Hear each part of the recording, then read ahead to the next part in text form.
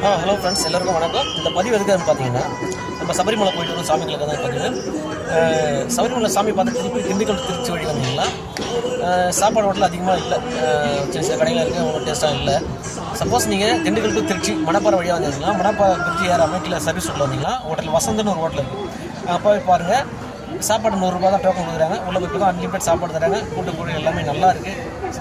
Suppose நல்லா vegetarian சாப்பிட்ணும் அந்த ஹோட்டல் போய் பாருங்கள். ஏன்னா நாங்கள் திருப்பி வர அந்த வழி தான் வந்தோம். ஹோட்டல் கிடைக்கும் ரொம்ப கஷ்டப்பட்டோம்.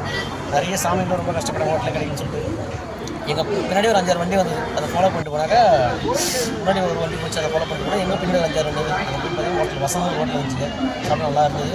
நீங்களும் சாமிகள் வந்து வெஜிடேரியன் சாப்பிட்ணும் அந்த ஹோட்டலில் சாப்பிடுங்க. அந்த வீடியோ உங்களுக்கு ஷேர் பண்ணுறேன், போய் சாப்பிடுங்க. நன்றி வணக்கம். இந்த வீடியோ பிடிச்சதா அப்படியே ஒரு நீங்கள் ஃபாலோ பண்ணிட்டு லைக் பண்ணிட்டு ஷேர் பண்ணுங்க. நன்றி வணக்கம்.